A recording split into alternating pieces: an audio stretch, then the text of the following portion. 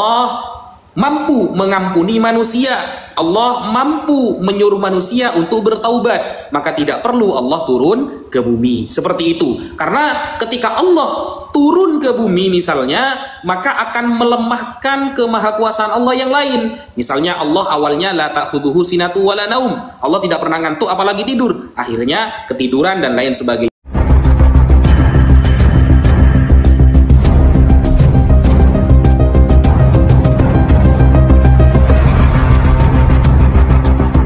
Baik, kita tahu bahwa Tuhan kita maha kuasa ya. Jadi saya langsung aja dan pertanyaan, nanti Ustadz Wifi bertanya sama saya. Yang pertama, coba Pak Ustadz Wifi tolong tunjukkan ayat Al-Quran yang saya ingin belajar sama Ustadz Wifi. Tolong, Nabi Muhammad kan, siapa tahu saya salah, jadi tolong Pak Wifi tolong tunjukkan.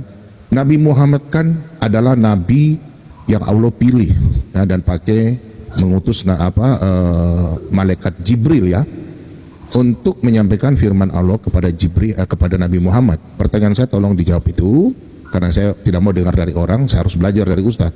Yang kedua, tunjukkan kekuasaan Allah Subhanahu wa Ta'ala kepada Nabi Muhammad. Contoh Yesus ya, Yesus memberikan kuasa kepada murid-muridnya dalam Matius 10 ya, Matius 10 ayat yang ke-8 ya. Di sini saya tunjukkan ya. Ini ya, saya tunjukkan Matius 8, terus Matius 10 saya baca saja ya. Karena ini dari saya belum ini ya. Oke. Karena saya di sini ya. Oke, saya baca aja ya. Yesus berkata kepada murid-muridnya, di ke-12 muridnya, sembuhkanlah orang sakit, bangkitkanlah orang mati, tahirkanlah orang kusta, usirlah setan-setan, kamu telah memperolehnya dengan cuma-cuma. Karena itu berikanlah pula dengan cuma-cuma. Baik, saya akan tunjukkan. Sebentar ya. Nah, ini baliknya bagaimana ya? Oh begini ya. Oh putar. Oke, perhatikan teman-teman. Di sini dalam Matius 10 ayat 8 ya, Yesus berkata, sembuhkanlah.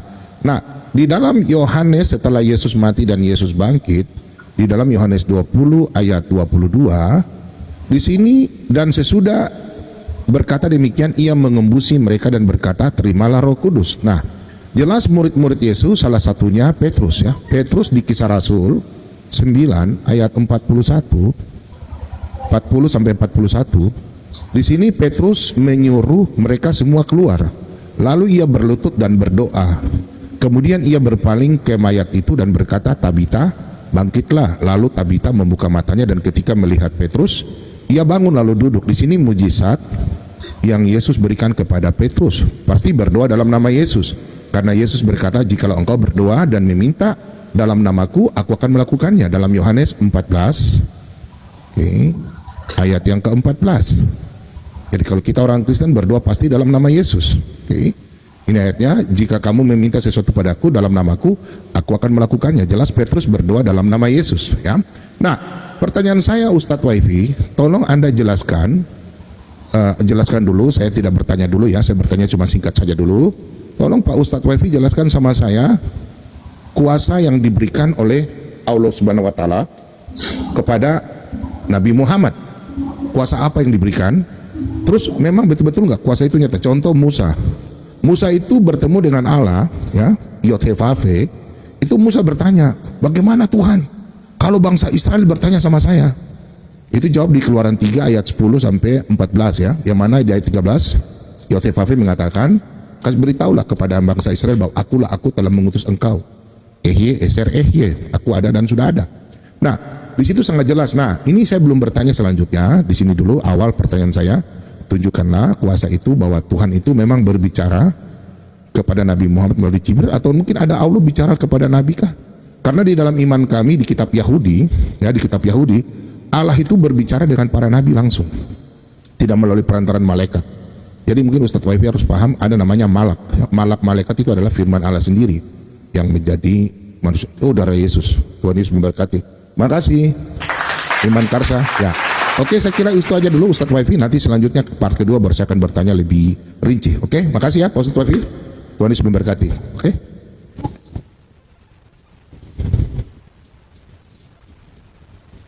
Wow, makasih ikannya. Wah, ikannya bikin saya kaget ini.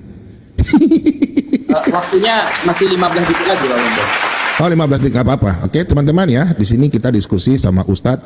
Jadi kita harus diskusi, bukan ribut-ribut cari ini ya. Kita di sini, teman-teman tolong ya, catat ayat Alkitab kalau Pak Bom sampaikan ya. Di sini sambil Pak Bom menginjil, bukan mau berdebat kalah menang ya.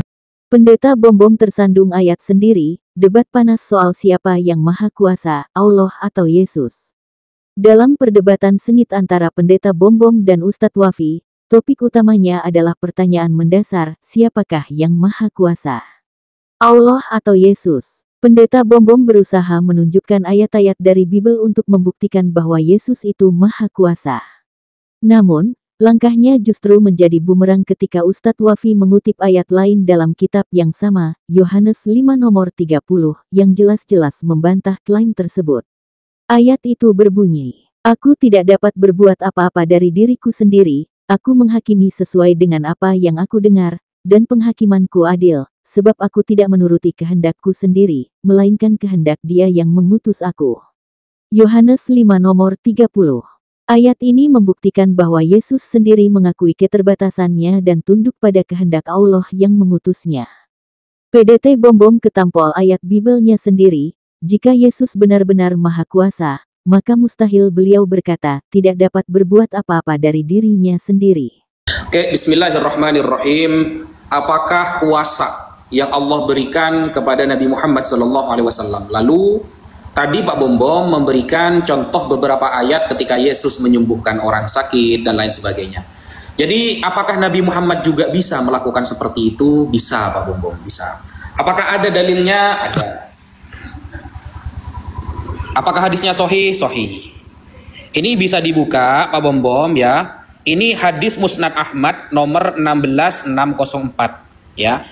Di sini diceritakan, haddatsana menceritakan kepada kami Utsman bin Umar akhbarona Syu'bah an Abi Ja'far qala sami'tu Umar bin Khuzaimah yuhadditsu an Utsman Hunayf. Nah, jalur hadis ini dari Utsman bin Hunayf, anna rajulan dhariral basari, ada seorang laki-laki yang buta matanya. Atan Nabiya sallallahu alaihi wasallam, lalu dia mendatangi Nabi Muhammad. Faqala ud'u Allah ayyu'afini, wahai Nabi Muhammad, doakanlah kepada Allah agar saya disembuhkan dari kebutaan. Qala, maka Nabi Muhammad menjawab, in syi'ta da'autu laka wa in syi'ta akhartu dzaka fahuwa khairun. Kata Rasulullah, kalau kamu mau, aku akan mendoakan kamu agar sembuh. Tetapi kalau kamu juga mau, mending ya sebenarnya dalam keadaan buta itu lebih baik, karena mata akan dibuat sebagai tempat melihat kemaksiatan. Maka apa kata lelaki yang buta itu? Faqala ud'uhu, doakan saja agar saya sembuh dari kebutaan. Fa'amarahu ayatawaddo. Maka Rasulullah menyuruh seorang buta itu untuk wudu, fayuhsinu wudu'ahu, lalu orang buta itu memperbaiki wudunya, fayusalli raka'ataini, dan dia salat 2 rakaat, wa yada'u hadzal du'a. Di doanya dia memanggil apa? Memanggil ya Rasulullah, ya Muhammad. Ketika dia memanggil ya Muhammad, langsung sembuh dari kebutaannya. Nah, kasus seperti ini banyak sekali. Nabi Muhammad sering melakukan begini. Ini adalah kuasa yang Allah kasihkan kepada Nabi Muhammad SAW. Kenapa demikian? Karena di dalam surah Al-Baqarah ayat 117, surah Al-Baqarah ayat 117 dikatakan, Badi'us samawati wal ard. Allah lah sang pertama kali yang menciptakan langit dan bumi. Apa termasuk kuasa Nabi Muhammad nanti yang tidak bisa dimiliki oleh nabi-nabi yang lain? Ini ya, ada tema namanya Sayyidu Waladi Adam Muhammad Rasulullah, bahwa pimpinan manusia nanti di hari kiamat adalah Nabi Muhammad SAW. Dan nanti di hari kiamat Nabi Muhammad mengatakan, wa yaqulu lahum analaha wa yashfa'u fayushaffi'hu Allah ta'ala fihim. Nabi Muhammad lah sang pemilik syafaat yang bisa memberikan pertolongan nanti di hari kiamat. Tidak ada nabi lain kecuali hanya Nabi Muhammad SAW yang dapat mensyafaati atau memberikan pertolongan kepada orang-orang nanti di hari kiamat. Hadisnya sahih. Nah, itu jawaban dari saya ya. Pertanyaan dari saya, Pak Bom. Kristen sering mengatakan bahwa Yesus itu adalah firman yang hidup. Nah, Yesus dinarasikan sebagai duinatur, separuh Tuhan, separuh manusia. Jadi 100% Tuhan, 100% manusia. Nah, keterangan bahwa dia 100% 100 manusia ini keterangan dari Yesus, keterangan dari Sang Bapa, atau pemahaman pendeta? Itu ya. Karena kalau kita melihat fakta sejarah Pak Bom, kita melihat fakta sejarah, Yesus memiliki dui natur, separuh Tuhan, separuh manusia, itu baru ditetapkan di Konsili Kalsedon pada tahun 451 Masehi, berarti abad kelima. Sebelum Konsili Kalsedon, tidak ada bapak-bapak gereja yang mengatakan Yesus punya dui natur. Itu saya minta data itu ya. Adakah sebelum terjadinya Konsili Kalsedon, bapak-bapak gereja memahami bahwa Yesus 100% manusia, 100% Tuhan? Ada nggak sih para pakar kekristenan di abad itu yang mengatakan seperti itu? Sejauh yang saya cari, tidak ada. Mungkin Pak Bom punya datanya, akan bagus, akan saya buat referensi nantinya. Karena saya mencari tidak ada. Tidak ada satupun bapak gereja zaman dulu kala, sebelum terjadinya Konsili Kalsedon, yang mengatakan Yesus punya dui natur. Nggak ada. Nggak ada. Gitu. Baru terjadi di Konsili Kalsedon. Dan di dalam Konsili Kalsedon ini, dipahami bukan dari ayat. Oke. Konsili Chalcedon, Rapat Akbar Rumus Matematika Langit.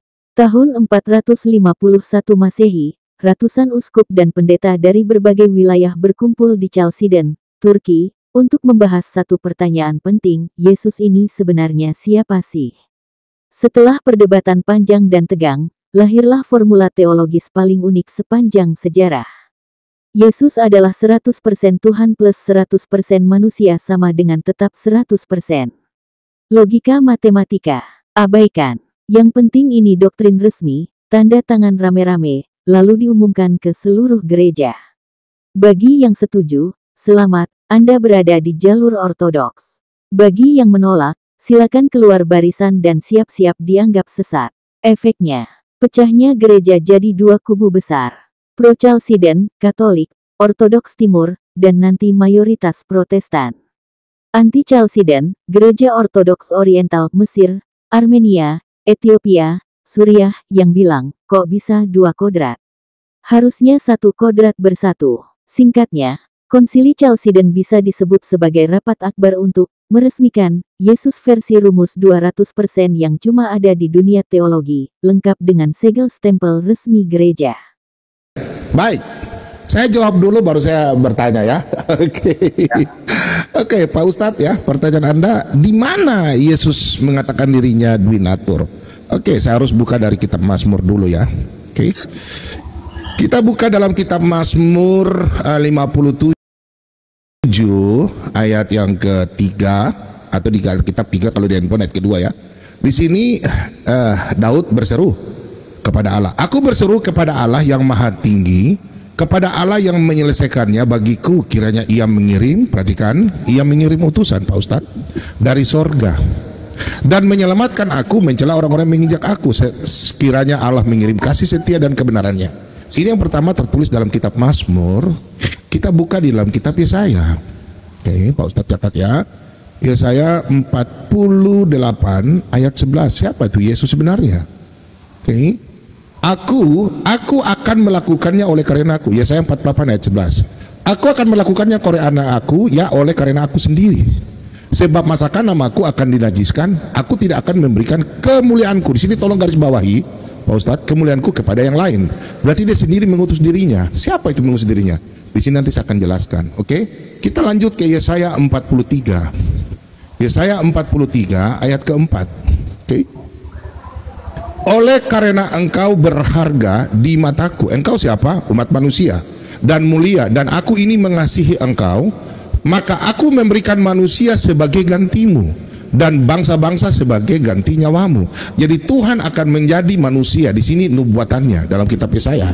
Karena dalam kitab Mazmur sebelumnya. Oke, kita kembali ke Mazmur. Mazmur 49 ayat yang ke-7 kita lihat di sini. Kenapa Tuhan mau menjadi manusia di sini ya?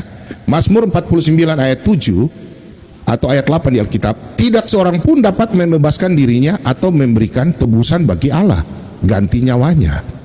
Karena terlalu mahal harga pembebasan nyawanya dan tidak memadai untuk selamanya. Jadi tidak ada manusia yang bisa menebus manusia, makanya harus menjadi manusia. Sesuai dalam kitab Mazmur tadi dan kitab Yesaya tadi. Jadi turun. Makanya Yesus berkata dalam ya di sini dalam Yohanes. Jadi ada namanya Mesias ya. Yohanes 6 ayat 38. Apa yang Yesus katakan? Nih. Pak Ustadz, nih. Yohanes 6 ayat 38. Sebab aku telah turun dari sorga. Yesus turun dari sorga, bukan untuk melakukan kehendakku, tetapi untuk melakukan kehendak Dia yang telah mengutus aku. Kita berbicara di sini berarti kita bicara tentang Allah Tritunggal. Siapa tuh Yesus? Terpaksa saya harus gambar, Pak Ustadz. Oke. Allah atau Elohim. Ini Elohim. Gambar kuning ya, sebentar. Gambar kuning ya. Ini gambar kuning ya. Ini Elohim di dalam bahasa Ibrani, atau Allah, atau Theos ya, Theos. Ini masalah sesembahan yang disembah. Tuhan kita satu, Allah kita satu ya. Yang kita panggil adalah Bapa. Ini Bapa ya, kita panggil Bapa. Perhatikan Ustadz, ini Bapa. Orang Yahudi maupun orang Kristen panggilnya Bapa. Nah, nama Bapa ini Yod-Heh-Vav-He. Kita nggak bisa ngomong sembarang. YHWH. Nah, di dalam diri Bapa ini adalah firman. Ya, ini firman. Firman ini harus Bapak tahu, firman ini apa? Kecerdasan, daya hikmat, pikiran, ilmu ini. Dan roh ini namanya roh hidup, roh nafas hidup Allah di dalam lingkaran ini. Ini Allah kita, ya. Nah, pasti Pak Ustadz bertanya, siapa itu Yesus? Jadi Pak Ustadz jangan, ini mungkin Pak Ustadz baru tahu ya. Perhatikan, di kami itu ada namanya logos ya. Logos, ada namanya remata, ada namanya graphe. Jadi logos ini yang menjadi manusia, bukan remata. Oke, saya belum sempat bertanya ya. Nah, jadi yang menjadi manusia itu adalah firman ini. Mungkin saya belum bertanya ya, saya bertanya sedikit saja. Nanti coba Pak Ustadz tolong saya mau bertanya di dalam kitab Al-Quran ya. Karena waktu habis, biar aja nanti saya jawab dulu tema ini. Pertanyaan saya nanti ya, karena waktu habis. Oke Pak Ustadz ya. Saya pikir saya belum bisa menjawab karena waktu saya habis. Oke, saya mau bertanya di sini. Terima kasih banyak ya anak-anak Tuhan yang mendukung saya. Terima kasih banyak. Oke, terima kasih banyak Ustadz.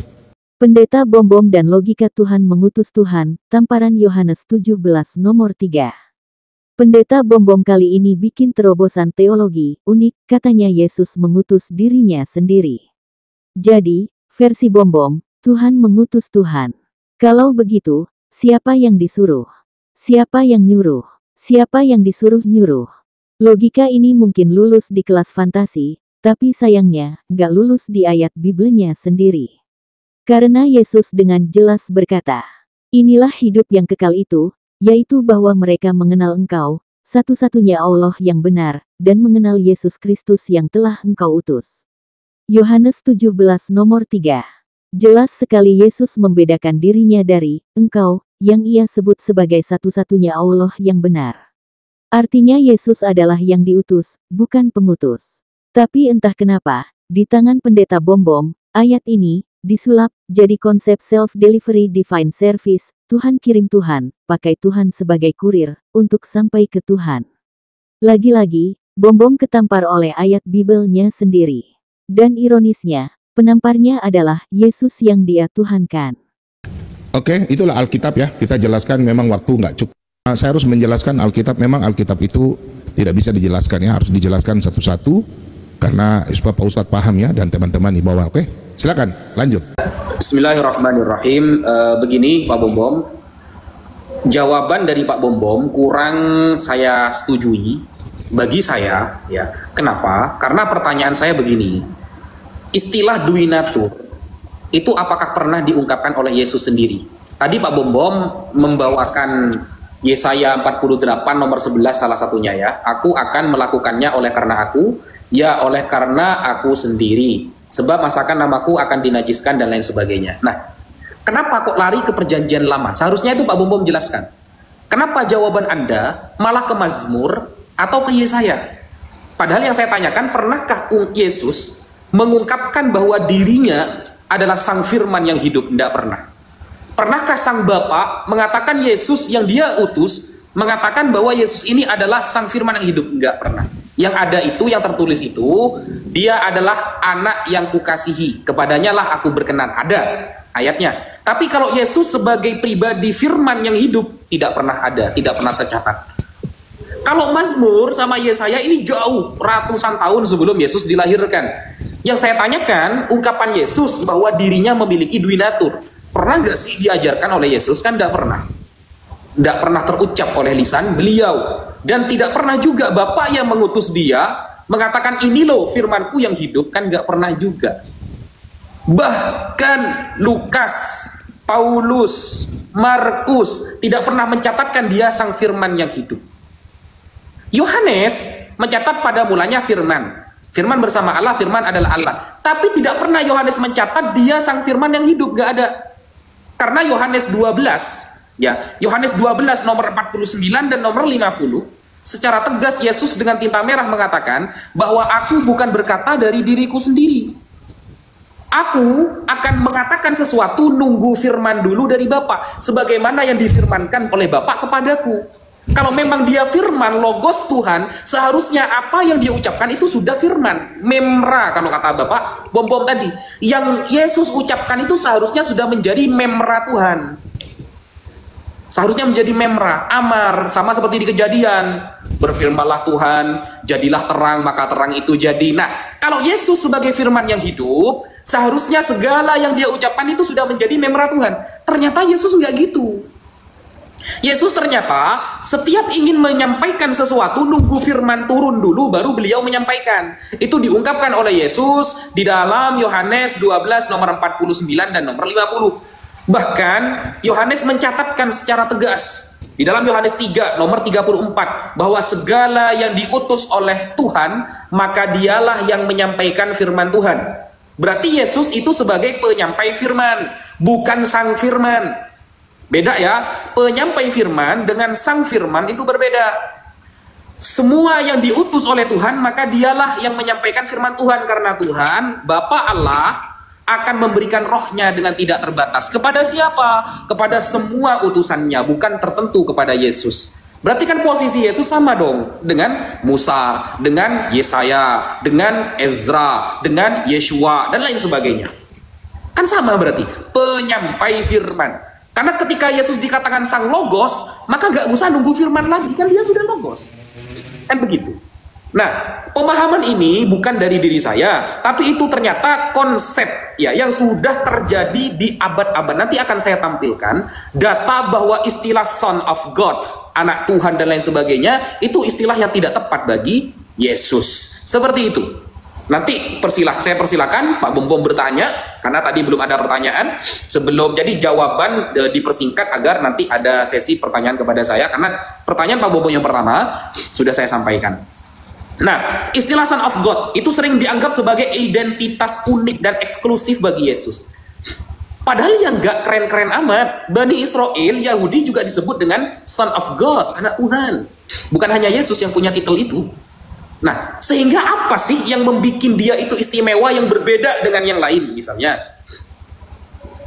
Nah, itu kan tidak dijelaskan. Seharusnya dijelaskan sesuatu yang bikin berbeda dengan yang lain. Sekian, terima kasih. Yesus penerima firman, bukan Tuhan.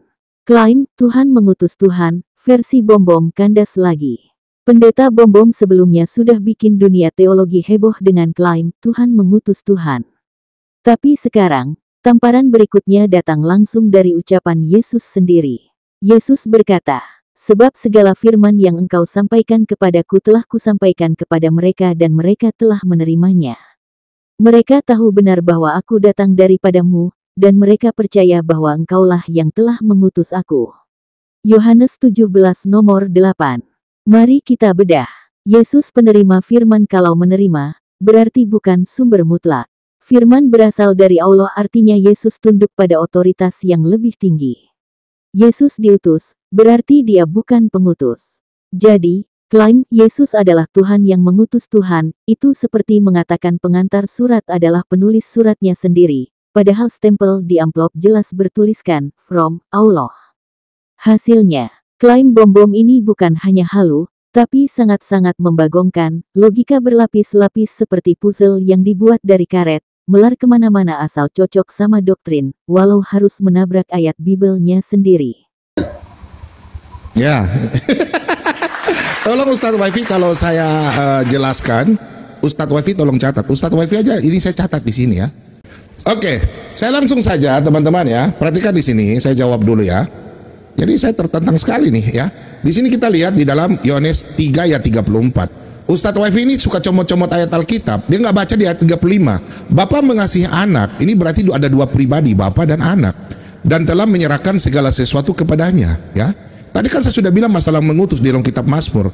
Wifi lupa di dalam Lukas 24 ayat 44. Semua yang tertulis dalam kitab para nabi ya harus digenapi di dalam. Ini Yesus, kata Yesus ini loh. Jadi Ustadz Wifi ini, aduh minta maaf ya. Tolong catatlah ya. Di sini dalam Lukas 24 ayat 44 Yesus sendiri yang berkata, semua yang tertulis dalam kitab Taurat Musa, kitab nabi-nabi dan kitab Mazmur. Saya sudah jelaskan dalam kitab para nabi dan kitab Mazmur ya. Contoh di dalam Yesaya 52, tolong Pak Ustadz perhatikan ya, tidak bisa. Yesus berkata, aku datang ke dalam dunia tidak menghilangkan satu iota pun hukum Taurat. Jadi jangan, Yesus itu orang Yahudi bukan orang Arab. Minta maaf saya agak keras sedikit ya, karena Ustadz Wifi udah. Tolong dicatat ya, Yesaya 52 ayat 6. Di sini Allah berfirman kepada Yesaya, sebab itu umatku akan mengenal namaku. Dan pada waktu itu mereka akan mengerti bahwa akulah dia yang berbicara ya aku. Perhatikan di sini, aku yang berbicara ya aku nih, aku. Aku nih siapa? Coba nanti Ustadz tolong baca tadi situasi Yohanes 6. Ini saya kasih lagi Yohanes 9 ya. Ustadz tolong Yohanes 8 dulu. Yohanes 8 ayat 23. Yesus katakan sama orang Yahudi, tolong Ustadz tolong renungkan ini. Yesus berkata, kamu berasal dari bawah, aku dari atas, kamu dari dunia ini, aku bukan dari dunia ini. Karena itu tadi aku berkata kepadamu bahwa kamu akan mati dalam dosamu. Sebab jikalau kamu tidak percaya bahwa akulah dia, ini adalah akulah dia. Tadi dalam Yesaya 52 ayat 6, tolong catat, kamu akan mati dalam dosamu. Nah, kemudian Anda berkata, Yesus, perhatikan di sini. Semua nabi mengawali dengan Allah berfirman. Dengar baik-baik. Semua nabi berkata, Allah demikian firman Allah, Allah berfirman. Kalau Yesus tidak, tolong perhatikan ini Ustadz Wifi. Di sini kalau dalam bahasa aslinya ini logos, bukan remata. Perhatikan ya, Yohanes 8:51, saya dor ini langsung nih. Aku berkata kepadamu, sesungguhnya barang siapa menuruti firmanku, ia tidak akan mengalami maut sampai selama-lamanya. Pertanyaan, firmanku, kenapa Yesus, kalau Yesus seorang nabi utusan, kenapa Yesus tidak bilang begini? Barang siapa mengikuti firman Allah atau firman Bapa. Yesus mengatakan firmanku karena ada logo sendiri ya. Sudah kena itu Pak Ustadz ya. Nanti tolong, saya belum bertanya sama Bapak, sekarang saya mau bertanya, nanti saya jelaskan lagi. Pertanyaan saya di dalam Al-Quran surat Al-Jin 26 dan 27. Di sini katakan, dia mengetahui yang goib lalu dia memperlihatkan yang goib itu kepada siapapun. Ayat 27 Al-Jin, kecuali kepada rasul yang diridhoinya, sesungguhnya dia menempatkan penjaga-penjaga malaikat dan di depan dan di belakang. Pertanyaan saya, Allah kan maha kuasa, dia sudah menempatkan penjaga-penjaga. Pertanyaan saya, kenapa nabi bisa disihir, nabi bisa kena racun? Kekuasaan Tuhan di mana? Nah, kalau karena di Alkitab kami, nabi-nabi itu tidak bisa diracun, nabi-nabi tidak bisa kena racun, dan nabi-nabi tidak bisa kena sihir. Itu dalam kitab Bilangan ya. Ini saya kasih ayat Alkitab ya. Teman-teman Kristen tolong catat. Di kitab Bilangan 23 ayat 23 ya, ini sudah sangat jelas ya.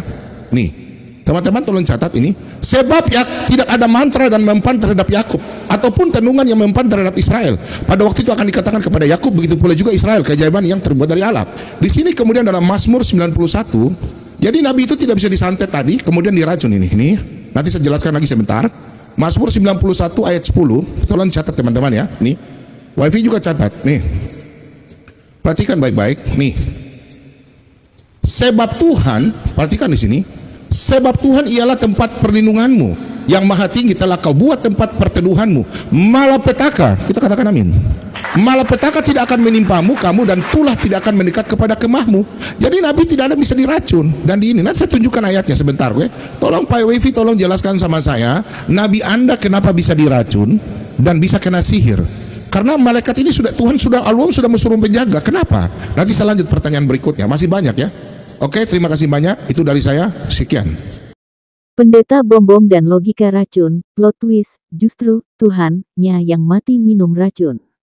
Deskripsi sarkas plus humor. Pendeta bom-bom entah dapat inspirasi dari mana, tiba-tiba menuduh Nabi Muhammad mati karena diracun. Padahal kalau baca hadisnya dengan benar, racunnya memang pernah diberikan oleh seorang wanita Yahudi di Khaybar, tapi Rasulullah selamat saat itu. Racunnya cuma menimbulkan efek sisa di akhir hayat beliau, wafatnya tetap karena kehendak Allah, bukan karena racun langsung mematikan.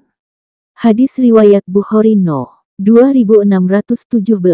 Seorang wanita Yahudi di Khaybar menghadiahkan daging kambing yang telah diracun kepada Rasulullah. Rasulullah memakannya, lalu memberitahu sahabat-sahabatnya bahwa kambing itu beracun. Beliau tidak langsung wafat, namun racun itu tetap meninggalkan pengaruh hingga beberapa tahun kemudian. Sekarang mari kita bandingkan dengan kisah Tuhan versi bom-bom di Bible. Yohanes 19 nomor 29 dan 30. Di situ ada suatu bejana penuh anggur asam. Mereka mencucukkan bunga karang yang telah dicelupkan dalam anggur asam pada sebatang hisop, lalu mengunjukkannya ke mulut Yesus. Sesudah Yesus meminum anggur asam itu, berkatalah ia, "Sudah selesai." Lalu ia menundukkan kepalanya dan menyerahkan nyawanya. Nah, kalau kita mau pakai logika, racun membunuh siapa yang langsung meninggal setelah minum cairan? Nabi Muhammad, tidak. Tuhan, nya bom-bom. Ya, setelah minum anggur asam, langsung game over. Jadi kalau bom-bom mau konsisten, berarti dia harus bilang, Tuhan saya wafat gara-gara minum racun buah anggur yang basi. Humornya, kalau ini film, judulnya akan jadi The Last Soup White, Deri's Vinegar. Oke, bismillahirrahmanirrahim. Jadi, apakah saya catat? Saya catat Pak Bom. Kalau tidak saya catat, tidak mungkin saya menunjukkan salah satu ayat yang dibawa oleh Pak Bom. Karena dari semua ayat yang dibaca oleh Pak Bom, baik Lukas ataupun Yohanes barusan, tidak menjelaskan dia sang firman. Sang firman yang hidup ya maksudnya. Enggak, gitu loh. Sepertinya ayat itu dipaksakan, lalu ditafsirkan mengarah ke sana. Padahal nggak bunyi seperti itu kan. Kan kalau di dalam kekristenan kan ada istilahnya sola scriptura, tidak boleh melewati yang tertulis, kan begitu. Nah, ayat dari Lukas ataupun Yohanes, apalagi Yohanes ini ya, salah saya catat ya. Masalah ketika Yesus mengatakan akulah dia. Akulah dia. Ya, itu misalnya tercatat dalam Yohanes 4 nomor 26. Kata-kata akulah dia ini kan tambahan Pak Bom. Kalau kita lihat bahasa Yunani aslinya ini ya, lege aute ho ya, kesos ego. Nah, kalau di bahasa Inggrisnya lego autos ho kesos ego ini I am he. He-nya ini dalam kurung. Ini gak ada ini. Yunani kata he akulah dia, kan he bermakna dia. I am he, aku adalah dia. Ini kan gak ada he-nya. Seharusnya kan kalau I am itu apa? Ya Amy, I am itu Amy misalnya. Kalau dia itu apa? Kan begitu. Sedangkan di sini he, kata he dalam Yunaninya gak ada. Itu kan salah terjemahan berarti. Berarti Yesus tidak pernah bilang akulah dia kan? Karena kata dia dalam Yunani bahasa aslinya di sini nggak saya temukan. Eini ho lalon soy lelosu. Nah, nggak ada di sini. Amy saya misalnya ya.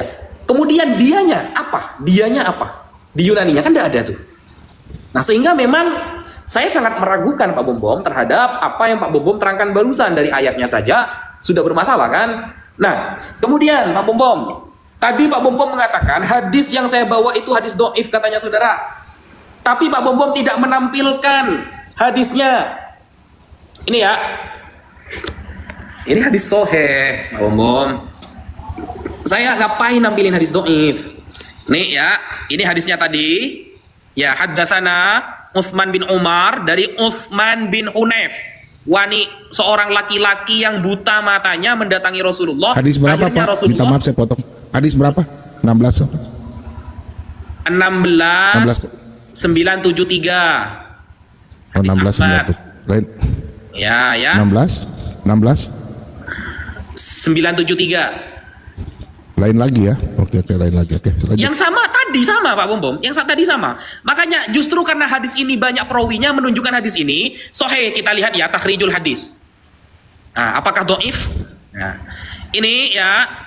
Ini ternyata juga diriwayatkan oleh Imam At-Tirmidzi, juga diriwayatkan oleh Imam Ibnu Majah, diriwayatkan juga oleh Al-Imam Ibnu Khuzaimah. Tadi yang saya bawakan itu di dalam kitab Musnad Ahmad. Kemudian diriwayatkan juga oleh Imam Al-Hakim dalam kitabnya Al-Mustadrak ala Sahihaini. Diriwayatkan juga banyak ini, An-Nasa'i dan lain sebagainya. Banyak ternyata. Musnad Hadis Ahmad ini ya.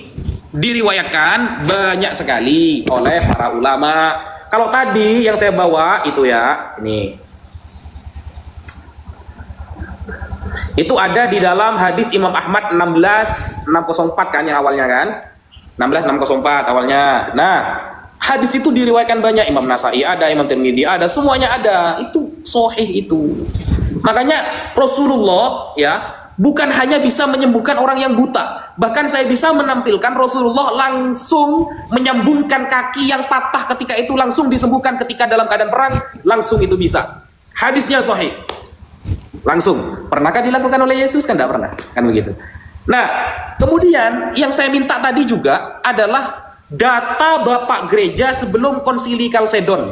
Ada nggak para pembesar Bapak Gereja memahami Yesus sebagai duinatur sebelum Konsili Kalsedon? Itu dijawab, Bom Bom. Karena itu juga menjadi pertanyaan saya. Pendeta Bom Bom dan kalkulus teologi, 100% plus 100% sama dengan 200% nibo. Dalam sebuah debat, Pendeta Bom Bom awalnya semangat berapi-api. Tapi begitu masuk ke topik duinatur Yesus, 100% manusia dan 100% Tuhan, wajahnya mulai pucat seperti wifi hilang sinyal. Pertanyaan sederhana, kalau Yesus 100% manusia plus 100% Tuhan, itu totalnya berapa? Pendeta Bom Bom mencoba jawab dengan gaya teolog, tidak bisa dihitung, ini misteri iman. Padahal kalau ini soal matematika SD, jawabannya jelas 200%. Dan kalau ini soal logika, jawabannya juga jelas nibo. Karena di dunia nyata, 100% adalah total penuh. Kalau ada dua total penuh dalam satu entitas, berarti kita sedang bicara dua entitas, bukan satu. Doktrin ini bukan hanya melawan logika, tapi memperkosa akal sehat, pakai istilah sarkas, ini teologi, otak disuruh cuti. Akhirnya, Bom Bom pun kewalahan, lompat topik ke sana kemari seperti remote TV error, tapi tetap nggak bisa jawab inti masalah, bagaimana bisa 200% dipaksa jadi 100%. Oke, baik ya. Ya. Sebelum kita belum PK, saya tanya sama Ustadz supaya saya memastikan. Musnad Ahmad 1604 ya. Ya, terus ada juga di dalam saya akan buka ya sebentar ya. 16604, betul. Ini hadis tazkiyah. Hadis tazkiyah 1604 atau 16 apa? 16? 16604. Oh, 16.000. Oh, 16.604. Bentar ya sebelum kita PK ya. Karena saya cari kebenarannya dulu nih. Siap. Oke, 16.604 ya. Yes. Hadis, bentar ya. Oke, tak. 16.604 Musnad Ahmad ya. Bukan hanya di Musnad Ahmad ya, saya sudah menyebutkan tadi di Tirmidzi ada, di Al-Hakim ada, di An-Nasai ada, Ibnu Majah ada. Jadi 16 Musnad Ahmad 16.604. Yes, that's Oke. right. Nanti saya lihat sini ya, kalau saya salah atau tidak, saya lihat tapi beda. Oke. Begini, langsung aja PK. Oke, kita mulai lagi ya. Oke. Iya. Tadi saya udah jelaskan, tolong Ustadz Wifi tolong Yohanes 8 ayat 51. Semua nabi kalau Ustadz baca mulai dari Musa, Daud ya sampai nabi-nabi tidak pernah mengawali dengan aku berkata kepadamu atau firmanku. Pasti nabi semua firman Allah, demikian firman Allah. Demikian firman Tuhan. Gak ada pernah begitu nabi-nabi berkata seperti Yesus. Coba Yohanes 8 ayat 51 sampai 52. Firmanku. Di situ Yesus berkata berarti dia adalah sang firman itu, dan logos itu kalau lihat dalam bahasa Yunani logos. Kemudian Ustadz Wifi tolong Yohanes 8 ayat 24 bukan 26 ya.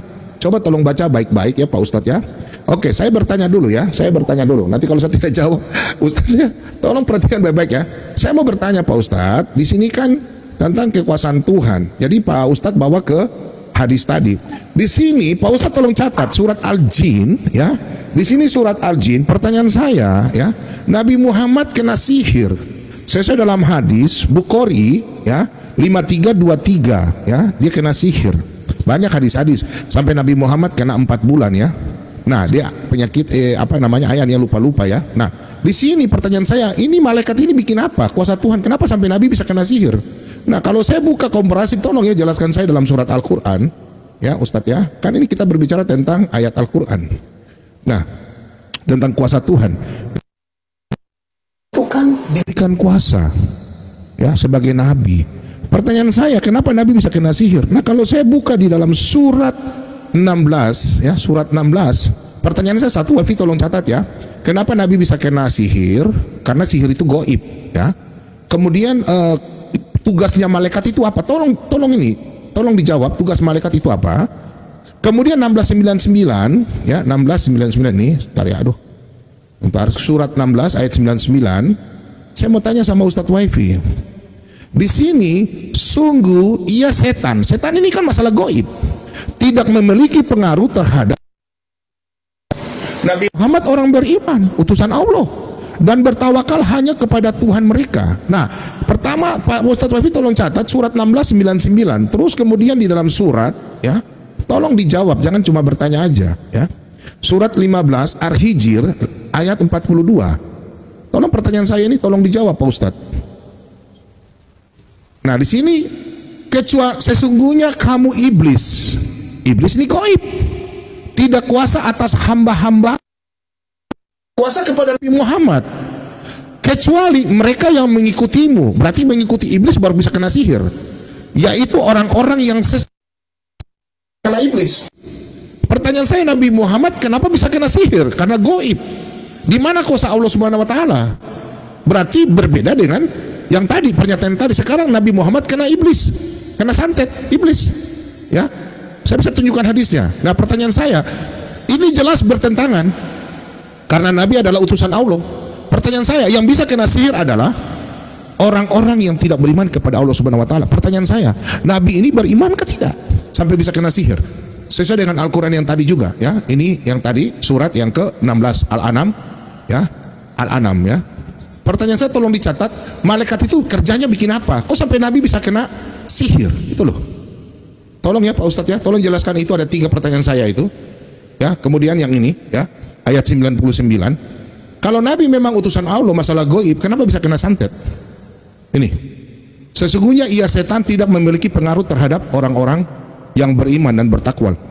Setan tidak akan pengaruh. Pertanyaan saya, ini bisa pengaruh sama orang yang tidak beriman, orang kafir. Sekarang Nabi ini utusan Allah, kuasanya Tuhannya Allah Subhanahu wa taala kemana kepada Nabi? Kenapa Nabi bisa kena setan, sihir? Tolong tunjukkan. Terus kerjanya malaikat itu apa sampai Nabi bisa kena sihir? Saya kejar di sini dulu. Oke? Terima kasih banyak Ustadz, ya. Jadi tolong dicatat ayat-ayat Al-Qur'an yang tadi saya sampaikan. Saya maunya Pak Ustadz jelaskan sama saya, karena ini kalau orang bisa kena sihir berarti orang tidak bisa ini. Karena di nabi-nabi saya tidak bisa kena sihir, santet pun tidak bisa, saya sudah jelaskan tadi. Saya bisa tunjukkan nabi-nabi tidak bisa diracun. Saya bisa tunjukkan nanti episode selanjutnya, oke? Nanti saya sampaikan. Makasih Pak Ustadz, ya. Pendeta Bom-Bom loncat lagi, dari 200% nibul ke tuduhan sihir, kandas lagi di tamparan Bible. Debat mulai panas. Ustadz Wafi menekan dengan satu pertanyaan maut. Kalau Yesus 100% manusia dan 100% Tuhan, berarti 200%. Jelaskan. Pendeta Bom-Bom mulai berkeringat, otak seperti laptop overhead. Karena tidak mampu jawab, ia pun loncat topik. Nabi Muhammad kena sihir. Oke. Mari kita buka data sebenarnya. Hadis Sahih Bukhari No. 5763. Aisyah berkata, Rasulullah pernah disihir hingga beliau membayangkan telah melakukan sesuatu padahal beliau tidak melakukannya. Iya, Nabi Muhammad memang pernah terkena sihir. Tapi beliau tidak kalah, sihirnya hilang setelah Allah menurunkan perlindungan. Beliau tetap manusia biasa, dan manusia memang bisa terkena ujian. Nah, ironinya di sini, mari kita lihat Tuhan versi Bom-Bom di Bible. Matius 4 nomor 1-10.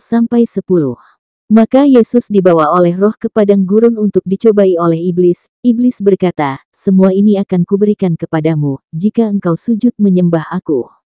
Lalu berkatalah Yesus kepadanya, enyahlah, setan. Coba kita cerna. Yesus dibawa, artinya bukan inisiatif sendiri. Yesus dicobai oleh iblis. Kalau dicobai, berarti ada kemungkinan gagal. Iblis bahkan berani menawar seluruh kerajaan dunia, asalkan Yesus mau sujud. Sekarang logikanya, Nabi Muhammad manusia biasa, pernah terkena sihir, tapi selamat dan tetap berpegang pada Allah. Yesus versi Bom-Bom, Tuhan, yang katanya maha kuasa, tapi malah dibawa, diatur, dan dicobai oleh makhluk ciptaan bernama iblis. Kalau mau pakai istilah sarkas, pendeta Bom-Bom bilang Tuhan mengutus Tuhan, sekarang tambah lagi, Tuhan dicobai iblis. Jadi, sebelum nuduh Nabi Muhammad kena sihir, sebaiknya Bom-Bom buka dulu ayat Biblenya sendiri. Karena kalau Yesus tunduk diuji oleh iblis, jelas ia bukan Tuhan. Oke. Bismillahirrahmanirrahim. Jadi Nabi Muhammad itu terkena sihir. Sihir ini ada dua ya.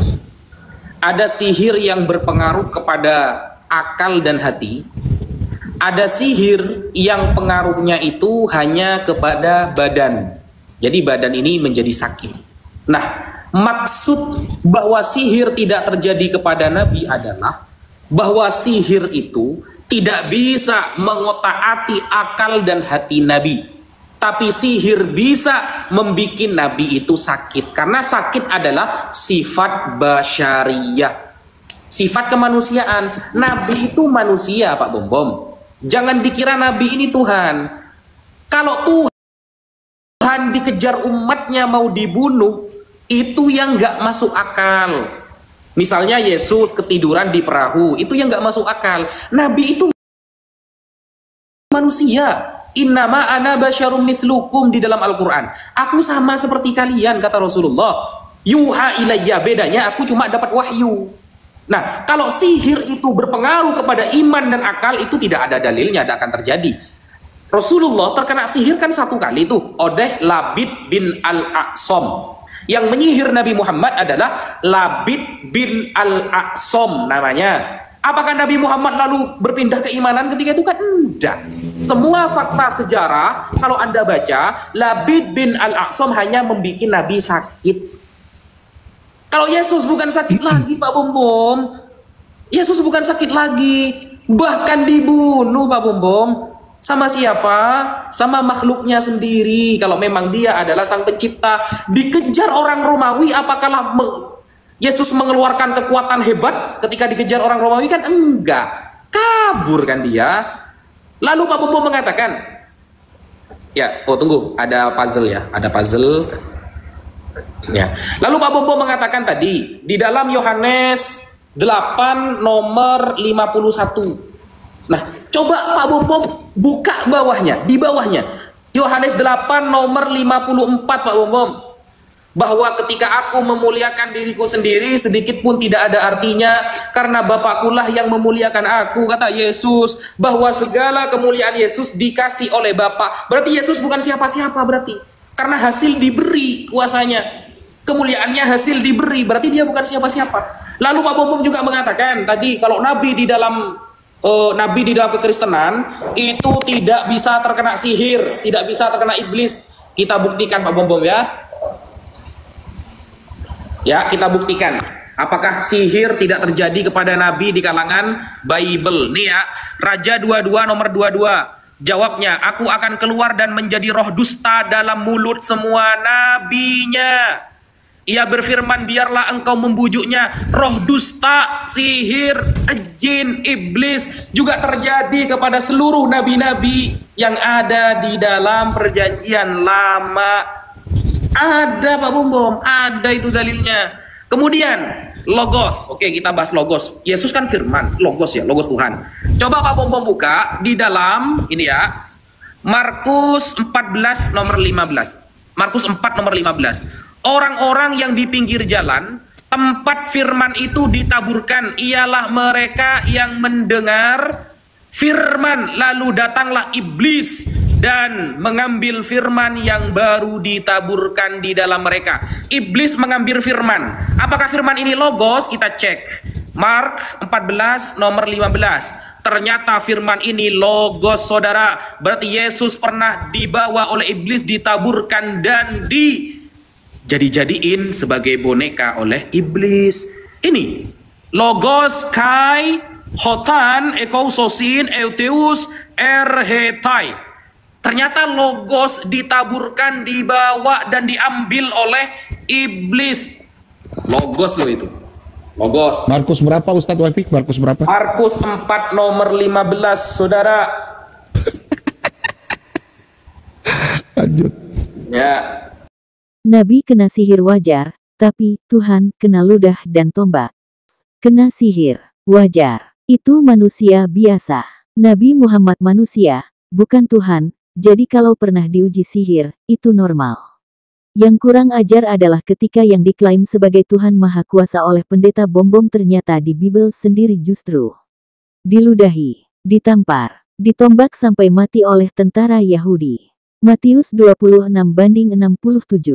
Lalu mereka meludahi mukanya dan meninjunya, yang lain menamparkannya.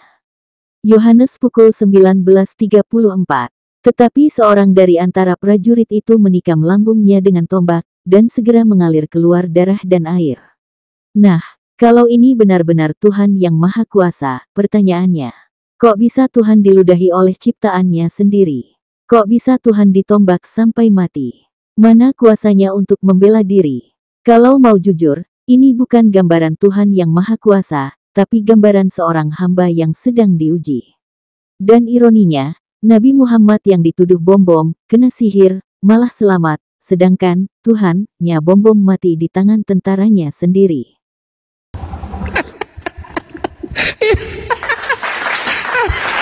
Sorry ya Pak Ustadz ya. Sorry ya, saya begini karena saya harus melihat orang-orang ya, termasuk Ustadz ya. Oke, saya lanjut ya. Oke. Pak Ustadz tolong ya, kalau baca ayat Alkitab itu jangan potong-potong ya, kalau baling-baling bambu ya. Ya, di dalam dua raja-raja ya. Tadi Pak Ustadz katakan di dalam satu raja-raja 22 ayat 22. Di situ jawabnya, aku akan keluar dan menjadikan roh dusta dalam mulut semua nabi. Nabinya ia berfirman, biarlah engkau membujuk dan engkau akan berhasil pula. Itu nabi bukan nabi asli, itu nabi palsu. Pak Ustadz baca ayat selanjutnya ya.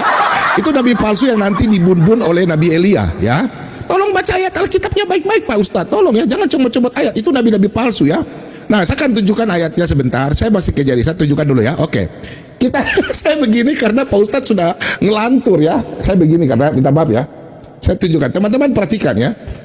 Nah, ya, saya sudah ajak ayatnya. Perhatikan ya Pak Ustadz ya, supaya Anda pasang. Jangan comot-comot ayat Alkitab kami. Tanyakanlah ya. Jangan Pak Ustadz. Tunggu. Dua raja-raja ya, dua raja-raja 4 ayat 31. Nah, di sini LAI sudah ayat 34 ya, perhatikan. Oke. Nih, di sini LAI sudah bikin maut dalam kuali. Kalau kita baca berarti maut dalam kuali, maksudnya gini. Elisa kembali ke Gilgal. Di sini kalau Pak Ustadz baca, rombongan para nabi ini, perhatikan. Rombongan nabi duduk di depannya. Mereka makan, kemudian ada racun dalam makanan itu. Tolong catat ya Pak Ustadz, 2 Raja-Raja 4 ayat 38 dan 41. Di sini Nabi Elisa mengambil tepung, dilemparkannya ke dalam kuali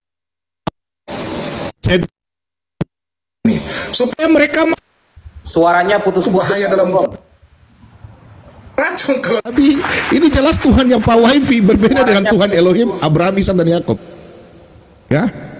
2 Raja-Raja 4 ayat 38 dan 41. Nah, tadi dalam 2 Raja 1 itu untuk lebih palsu yang kena santet Suaranya ya. putus-putus. Ya, tolong Ustaz Tuhan. Tes 1 2 3 bisa? Bisa. Tadi 1. Ya. Sorry. Ya, lanjut. Raja-Raja 4 ayat 38 sampai selanjutnya. Tolong dibaca. Nah, pertanyaan saya, Ustadz Wafi telah jelaskan ya, ini ya Nabi dikirimkan malaikat di dalam surat Jin. Iblis tidak berkuasa. Pak Ustadz tolong jawab sama saya, kerjanya malaikat itu apa? Karena Allah sudah mengirim malaikat. Apakah iblis lebih berkuasa daripada malaikat? Kenapa? Malaikat kerjanya apa? Apakah malaikat itu pergi beli kopi? Atau tugas jaga? Malaikat itu kan ibaratnya seperti bodyguard, satpam. Kenapa Nabi bisa kena sihir? Jelas di sini, sesungguhnya kamu iblis tidak ada kuasa atas hambaku Nabi Muhammad. Ikuti pertanyaan saya, kenapa Nabi bisa kena sihir? Nah, kemudian ayat ini jelas, sesungguhnya setan tidak memiliki pengaruh terhadap. Berarti bertentangan dengan ayat-ayat yang tadi hadis semua yang Pak Ustadz Wafi tunjukkan. Tolong, setan ini pengaruh kepada orang beriman, bertakwa hanya kepada. Kemudian dalam surat Al-Quran ya, saya bikin lagi sebentar ya, minta maaf ya, saya ulang lagi nih. Tolong Pak Ustadz, tolong. Saya sudah mulai ini karena Pak Ustadz tidak menjawab pertanyaan saya di surat Al-Jin ya, ini ya, surat 2072. Tolong Pak Ustadz pakai data, saya tunjukkan dari tadi data. Tolong Pak Ustadz baca ayat Alkitab baik-baik, jangan comot-comot. Saya nggak pernah comot-comot. Nah, di sini ayat 27 bahwa di sini masalah goib, Nabi Allah mengirim penjaga-penjaga. Tugas saya tanya, ini kan malaikat. Malaikat ini kerja apa pada waktu Nabi kena santet? Itu pertanyaan saya. Jangan putar-putar Pak Ustadz. Saya udah tanya semua sampai sekarang PR. Minta maaf Pak Ustadz, ini serius loh. Apakah Allah Maha Kuasa? Kenapa iblis bisa santet? Karena itu santet kerjanya iblis. Kalau memang bilang dalam hati atau apa, tunjukkan datanya. Bahwa ada santet iblis, santet fisik dan hati. Tunjukkan sama saya datanya, oke? Itu saja Pak Ustadz ya. Saya akan tolong ayat Alkitabnya saya sudah jawab. Tolong jangan ini ya, jangan pelintir-pelintir. Sudah sangat jelas Pak Ustadz. Jadi pertanyaan saya satu, tolong dijawab. Tugasnya malaikat ini apa? Kenapa Nabi bisa kena ini? Silakan. Ayat Al-Quran yang tadi tolong tunjukkan, jawab ya. Makasih.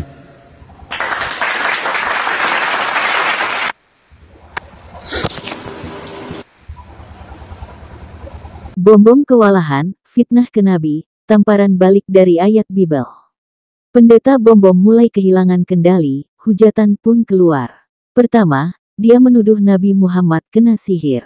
Padahal wajar, Nabi adalah manusia biasa yang diutus Allah, bukan Tuhan. Tapi kalau kita buka Bible, yang katanya Tuhan Maha Kuasa, justru satu dicobai iblis, kok bisa Tuhan tunduk diuji oleh makhluk yang Dia ciptakan. Matius 4:1. Maka Yesus dibawa oleh roh ke padang gurun untuk dicobai iblis. 2 Mati setelah minum racun anggur asam basi, sama saja racun kelas pasar. Yohanes pukul 19:29-30. Di situ ada suatu bekas penuh anggur asam. Sesudah Yesus meminum anggur asam itu, berkatalah ia, sudah selesai. Lalu ia menundukkan kepalanya dan menyerahkan nyawanya. 3 Tidak mampu melindungi diri dari tombak dan hinaan. Yohanes pukul 19:34. Tetapi seorang dari antara prajurit itu menikam lambungnya dengan tombak. Matius 26:67. Lalu mereka meludahi mukanya dan meninjunya, yang lain menamparkannya. Lalu bom-bom bertanya nyinyir, apa tugas malaikat kalau tidak bisa menjaga Nabi dari sihir? Jawabannya gampang, malaikat menjaga sesuai izin Allah, dan Nabi tetap selamat dari sihir tersebut. Ironinya, Tuhan, versi bom-bom malah tidak mampu menjaga dirinya dari godaan iblis, dari tombak tentara, dari ludah orang, bahkan dari anggur asam basi. Kalau ini Tuhan Maha Kuasa, berarti definisi Maha Kuasa sudah diobral abis. Jadi begini, Pak Bom-bom ya, ini ada sedikit kesalahpahaman. Di dalam surah Al-Jin ayat ke-27 yang Pak Bom-bom berikan kepada saya, bahwa di sana kan dikatakan setiap rasul yang diridhoi oleh Allah, Allah berikan malaikat. Nah, tugasnya malaikat itu apa? Jadi begini Pak Bom-bom, saya kan sudah menjawab sebenarnya di awal. Tugas malaikat itu satu, ada yang menurunkan wahyu. Apakah ada dalilnya? Ada. Ayo start. Saya balik ya. Ini al-iman bil malaikah, beriman kepada malaikat. Wa ammal iman bil malaikah alaihimussalam fal murad bidzalika al-iman bi annahum al-wasaid bainallah wa baina rusuli.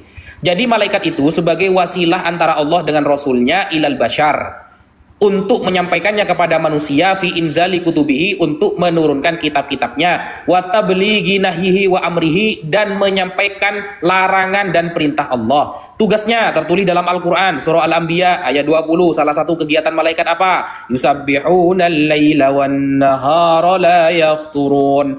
Setiap hari malaikat itu bertasbih kepada Allah. Atau la ya'sunallaha ma amarahum wa yaf'aluna ma yu'marun, tidak akan pernah bermaksiat kepada Allah dan melakukan apapun yang diperintahkan oleh Allah. Tertulis dalam surah At-Tahrim ayat 6. Nah, tugas malaikat menurunkan wahyu misalnya.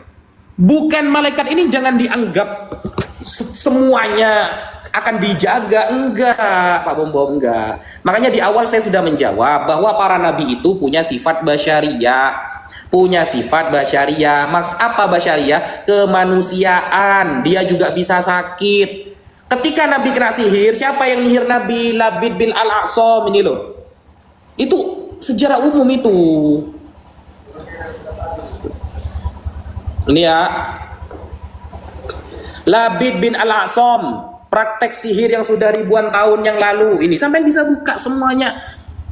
Tulis aja sampai di Google gitu ya, Labid bin Al-A'sam, orang yang menyihir Nabi, keluar semuanya. Ini saat Nabi Muhammad diserang tukang sihir Labid bin Al-A'sam. Sampai baca semuanya ya. Apakah Nabi itu berpindah imannya? Kan tidak, cuma rasa sakit. Nah, sakit itu juga terjadi kepada para nabi. Tuhan aja bisa sakit, apalagi para nabi gitu loh. Kalau Tuhan saja bisa sakit Pak Bombom, apalagi cuma nabi. Gitu. Di dalam Bible Pak Bombom, Yesus itu bukan hanya sakit, tapi beliau itu kesakitan, sengsara. Hidupnya Yesus itu sengsara Pak Bombom, mohon maaf. Sengsara, sudah dikhianati muridnya, makhluknya sendiri yang mengejar dia, menghajar dia, kemudian ketemu pohon-pohonnya dilaknat, pohon ara. Jadi sengsara hidupnya. Nah, Tuhan lo bisa sengsara, apalagi cuma nabi karena kena sakit gitu.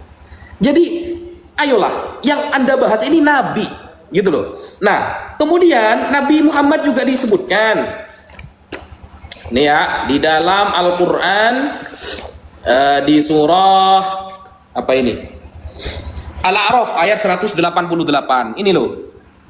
Jadi semua yang terjadi pada Nabi itu atas kuasa Allah. Qul la amliku li nafsi naf'an wala dharran. Katakan wahai Muhammad bahwa Nabi Muhammad tidak bisa merajai memiliki dirinya sendiri, tidak bisa memberi manfaat, tidak bisa memberi bahaya. Illa masya Allah, kecuali atas kehendak Allah. Maka segala sesuatu yang terjadi kepada Nabi Muhammad atas kehendak Allah. Walau kuntu a'lamul ghaibah, andaikan aku tahu perkara yang gaib, lastakthartu minal khairi wa ma massaniya minasu, maka aku akan memperbanyak kebaikan dan menolak keburukan. In ana illa nadhirun wa basyirun liqaumi yu'minun. Tetapi Nabi hanyalah seorang pemberi kabar berita, peringatan dan kabar gembira untuk orang-orang yang beriman. Surah Al-A'raf ayat 188 gitu. Sedangkan pertanyaan saya di awal gak dijawab-jawab sama Pak Bombom.